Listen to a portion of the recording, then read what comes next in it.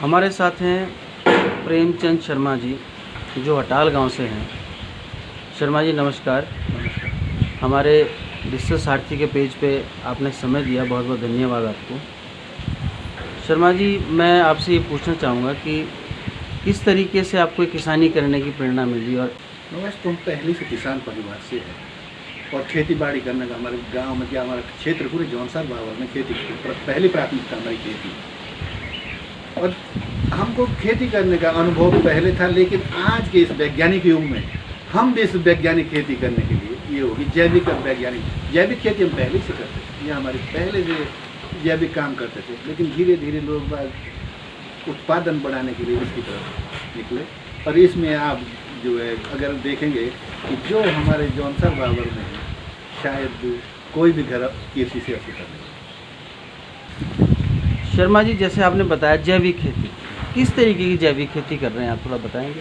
जैविक खेती में तो हमने आपको ये दिखाया भी है कि हमने जैविक खेती को किस तरह से बनाना है। तो उसके बारे में हमने ये सोचा कि हम पहले जो पेट पर वो लाते थे, बायोमास लाते थे, जंगल से काट के हाथ से काटते थे, पशुओं के नीचे डालते थे, लेकिन उसमें बड़ा लंबा टाइम लगता था। उसके लिए मैंने वो बायोमास काटने की मशीन ला रखी है और उसको जो उपचार करने के लिए जो हमने गौमूत्र, गोबर और गुड़ और वो पानी के साथ उसका मिक्सचर करके उसको उपचार करके फिर उस पिट में डालते, जो मैंने अपने हिसाब से जो पिट बनाया। जो ये इस तरीके के आपने पिट वगैरह बनाया है जो आप बता रहे हैं, ये कहाँ से प्रेरणा मिली आपको? नहीं, ये तो मैंने अपनी आप पेट पर, क्योंकि जो हमने देखा ना, जो कोई ये संस्था कराती है, कई आईजीव का कराते, छोटे छोटे पेट देके और तिरपाल के दिए छोटे छोटे पेट, उसमें हमारे को पर्याप्त खाद नहीं पाते। हमको चाहिए थे काफ़ी मात्रा में। जैसे अब मैंने अरबी लगाई है नीचे, अरबी की खेती में मेरे पास कम से कम 80 क्विंटल गोबर लगा, तो मैं 80 क्विंटल कहाँ से ला रहा हूँ।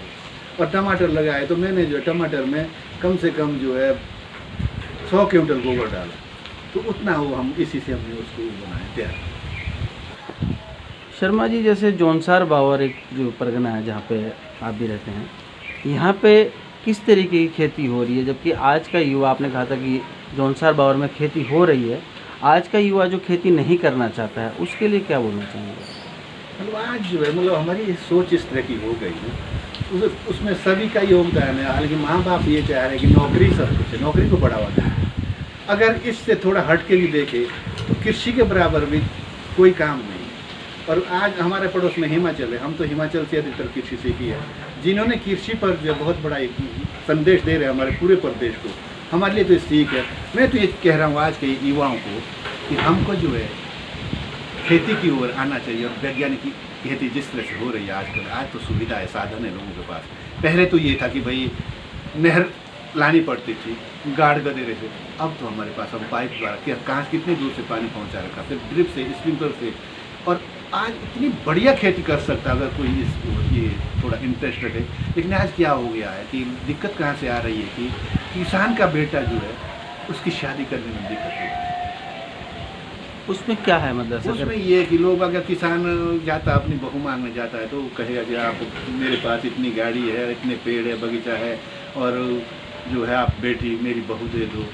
तो वो जो है फिर बाद में क्या कहते हैं, जब वो चले जाता है तो वो कहते हैं क्या इन्हीं का गोबर ढोएगी उम्र भर, किसान ही रह गया, तेरे लिए क्या नौकरी वाले। अगर कोई दूसरा ऐसा आ गया कि मेरा बेटा नौकरी करता है तो तत्काल तैयार हो जाते हो, चाहे प्राइवेट करे, कैसा ही भी जॉब करे। ये बहुत बड़ी समस्या है, इस ओर हमको सबको मनन करना है, इसके विषय में सब कुछ सोचना।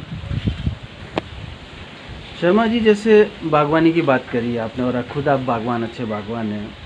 जैसे बागवानी और कृषि है, इन दोनों में से किसी एक चीज़ को केंद्रित करना चाहिए पहाड़ भौगोलिक परिस्थिति के हिसाब से, या ये दोनों ही चीज़ें मुमकिन है? वैसे तो हमको बहुउद्देशीय खेती करनी है। अगर हमको बागवानी में, अगर इस साल मेरे को सेब नहीं मिला, मेरे को अनार नहीं मिला, हम सब्जी में वो निकाल सकते हो, ताकि हमारे जो है खर्चा ये सब मिल जाए। हमको बहुउद्देशीय खेती करनी चाहिए। इसके साथ जो है हमको पशुपालन आदि में लगाना, इसी से हमारी खेती आगे बढ़ेगी। जहाँ हमारे को जलवायु के अनुसार हमें आगे बढ़ना है, जहाँ पर बागवानी की ज़मीन है वहाँ बगीचे लगाने हैं, जहाँ सब्जी के लिए ठीक है वहाँ सब्जी तैयार करना। जैसा आपने अभी बात करी खेती और पशुओं को जोड़ने की, तो आज की स्थिति में खेती के लिए पशु की क्या महत्वता है? थोड़ा बताएं। बिना पशु के तो खेती, ये हमारी जैविक खेती नहीं कर सकते। लेकिन पहले की भांति, पहले बहुत ज़्यादा पशु रखते थे लोग बाहर, उससे ना हमको घी दूध मिल पाता था, क्योंकि रखते थे हम गोबर देसी खाद के लिए बना। लेकिन आज के जो इस युग में जैसे हम जीवामृत बना रहे हैं और गौमूत्र आधारित खेती कर रहे हैं, आपने देखा कि हम 2 गाय से हम पर्याप्त खेती कर सकते हैं। उनके गौमूत्र को और जिस तरह से हमने ये व्यवस्था कर रखी है, अगर इस तरह के ये करते हम उसमें पर्याप्त खाद बना सकते हैं और 2 गाय का देखभाल भी हम आराम से कर सकते हैं और उससे दूध भी हमको वो मिलता है। लेकिन चाहिए हमारे को अपनी देशी नस्ल के पशु, जो देशी है, देशी नस्ल के पशु, वही मतलब आपका कहना है कि पशु होना जरूरी है। बिना पशु के बिना तो पशु के किसान खेती नहीं। बेकार है खेती। शर्मा जी, जैसे पशुओं की बात चल रही है, बिना पशुओं की जो खेती कर रहे हैं लोग बाग, जो दौर चल गया है, क्या ये मुमकिन है? अगर मुमकिन है तो इसके कुछ दुष्परिणाम निकल सकते हैं आगे जाके?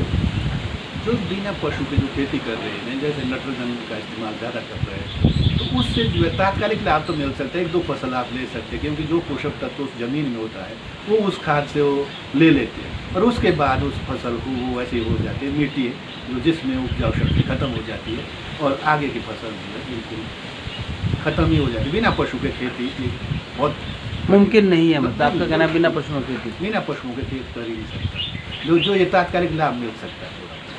शर्मा जी, जैसे भविष्य में अभी जो है वर्तमान में जो स्थिति चल रही है, ये कोरोना वायरस वगैरह, अगर भविष्य में भी ये लंबे समय तक ऐसी परिस्थिति बने रहती है तो किस तरीके की खेती करनी चाहिए, खेती का रुख करना चाहिए आजकल के लिए? मतलब जो हालात आज है, मतलब देश में, पूरे देश में, अगर ऐसे ये बिल्कुल सब मान रहे कि भाई ये सब घबरा रहे इस बात से कि भाई ये, इसके लिए हमें बहुउद्देशीय खेती सबसे लाभकारी है। बहुउद्देशीय, हाँ, ताकि अनाज भी हो हमारा अपना, फल भी हो हमारे अपने, सब्जी भी हो। अगर हम एक ही खेती करेंगे तो हमारे सामने अनाज की सब दिक्कत पैदा हो जाएगी। अगर हम जो है कई तरह की दिक्कतें पेश आएगी, हमको बहुउद्देशीय खेती में बहुत लाभ है। और ये हमको जैसे पहले भी हम करते थे, पहले हमारे हालांकि अनाज ही का काम करते थे हम ज़्यादा, और अब तो फल फ्रूट भी लोगों ने शुरू कर। हाँ, जिस तरीके का अनाज की बात करें हमने, रूढ़ीवादी जो खेती होती है, आज जो है लोग वक्त पैसा कमाना चाह रहे हैं खेती से, वो किस तरीके से नए कुछ तरीका, कुछ किस तरीके से आप बताएंगे कुछ? उसी के लिए तो हमको जो है कैश क्रॉप पर भी अधिक ध्यान दें। जैसे हमारे यहाँ जो है, यहाँ पर हम सब्जी की खेती ज़्यादा करते हैं। सब्जी पे हम जो है, जो गरीब से गरीब आदमी जो है 2-3 लाख रुपए कमा रहा है, और छोटी जोत के किसान हैं यहाँ पर। यहाँ बहुत कम लोग हैं जिनके पास पर्याप्त ज़मीन है, बाकी गाँव में तो ऐसे ही किसान हैं। लेकिन सब्जी में हमको जैसे मटर है, हम 3 फसल सब्जी की उगाते हैं और उससे हमको लाभ मिलता है। साथ में हम अनाज भी उगाए ताकि अपना ये जो हमको ये चलता रहे, भरण पोषण भी होता मिलता है। है। जैसे यहाँ पे पहाड़ी भौगोलिक क्षेत्र है हमारा जौनसर बावर जो है, इसके अनुसार कौन सी नकदी फसलों का रुख करना चाहिए? नकदी फसलें तो सारी हैं जिसमें आपकी जो है कम लागत में अच्छा मुनाफा मिल जाए, या पानी भी कम है, उस हिसाब से कुछ। ये आपने बहुत अच्छी बात पूछी है, क्योंकि इस समय ज़मीन का भी हमें चयन ऐसा कि जहाँ पर हमारे पास सिंचित क्षेत्र है वहाँ पर हम जो है ज़्यादा सब्जी पर अधिक ध्यान दें, और जहाँ बारानी खेती होती है वहाँ पर हमें उस तरह की फसलों का भी चयन करना चाहिए। जैसे कुछ फसलें ऐसी जिसमें पानी की कम आवश्यकता हो, और आज तो बड़ा आसान तरीका भी है कि जैसे ड्रिप से है, इसमें तो हम खेती कर सकते हैं। और वर्षा पर आधारित खेती में के लिए भी हमें क्या है कि वर्षा का जल हम संचय कर सकते हैं। उसके लिए अगर सरकार सहयोग करती है तो हमारे पास ग्राउंड वाटर जो है बहुत पर्याप्त मात्रा में है, और उसको हम इस्तेमाल कर सकते हैं उस पानी का। और सब्जी के लिए हमको यही जरूरी है। आपसे पूछना चाहूँगा, जैसे रूढ़ीवादी खेती पहले होती थी, पारंपरिक खेती जिसको कहते हैं, क्या ये हमें छोड़ देनी चाहिए? क्योंकि आजकल जो है कैश क्रॉप का और बागवानी का ज़माना जैसे आ गया है, क्योंकि इसमें किसानों को अधिक मेहनत करनी पड़ती है और इसके लिए पर्याप्त बाज़ार नहीं है और मुनाफा भी नहीं है। इसमें क्या कहेंगे आप? ना, इसमें बाजार तो पर्याप्त है, लेकिन इसमें किसानों के वो साधन नहीं, उतनी आय नहीं होती। जो आज भाग रहा ना, किसान आय बढ़ाने के लिए भाग रहा है, लेकिन फ़ायदा तो जैसे मंडुआ से है, चौलाई से है। इसमें जो आज पहले की हमारी पारंपरिक खेती थी, उसका जो आज मांग बहुत ज़्यादा, लेकिन वो नहीं मिलता, उतना पर्याप्त पैसा नहीं मिलता नगदी फसल का। नहीं, मतलब जैसे शरीर के लिए बहुत अच्छा है, आजकल मैंने देखा भी बड़े मॉल वगैरह में बेचा जाता है इसको, तो इसके लिए पर्याप्त बाज़ार किस तरीके का होना चाहिए आप? पर्याप्त बाजार में तो है, इन्होंने व्यवस्था भी कर रहे हैं, हाट इसका ये कर रहे हैं, कोशिश कर रहे हैं, लेकिन ये इतना ये नहीं कि यहाँ पर उससे इतना बेनिफिट नहीं है। मतलब कि भैया तो उस पर ये होना चाहिए कि भाई यहाँ जो है ये हमारी जिम्मेदारी है, सरकार पर ही। शर्मा जी, मेरा आपसे एक प्रश्न है कि किसानों को अपना माल बेचने के अलावा, माल बेचने के लिए माफ़ कीजिएगा, मंडी के अलावा कुछ और भी बाज़ार होने चाहिए या संसाधन होने चाहिए, कुछ बताएंगे? सबसे ज़्यादा जो परेशानी आ रही है किसानों को सामने यही है, वितरण की जो हमारे पास परेशानी है। माल पहुंचाने तक तो हम मंडी पहुंचा देते हैं, लेकिन हमारा शोषण कौन करता है? बीचों एजेंट है इधर पूरे क्षेत्र में फैले हुए, उनके द्वारा किसानों का शोषण होता है। इसमें इस तरह की कोई व्यवस्था नहीं है जो ताकि उन बिचौलियों से हम बच सके, या सरकार हमारा माल उठाए, या इसका समर्थन मूल्य घोषित हो कि भाई ये होगा, इससे ये खरीदार होगा, ये बेचने वालों का। लेकिन हमसे खरीदा जाता है 10 रुपये टमाटर और हमारे ही सामने बेचा जाता है 40 रुपये टमाटर, उसमें हमको बहुत दुख होता है। जैसे किसान की बात कर लें तो उत्पादन तो कर ही लेता है, कहीं आपसे सीख लिया, कहीं किताबों से सीख लिया, उत्पादन तो हो ही जाता है, लेकिन उसको अपना माल बेचने के लिए मंडियों पर ही निर्भर, आड़तियों पर निर्भर रहना पड़ता है कि भाई मंडी जाएगा तो ही माल बिकेगा, आड़ती बेचेगा तो ही बेचेगा। अधिक उत्पादन पे क्या करना चाहिए? जैसे जब अधिक उत्पादन होता है, जैसे हमारे क्षेत्र में टमाटर का बहुत उत्पादन होता है और फिर रेट इतना डाउन हो जाता है कि हमको जो है उसका वो मूल्य नहीं मिलता, किराए तक नहीं मिल सकता।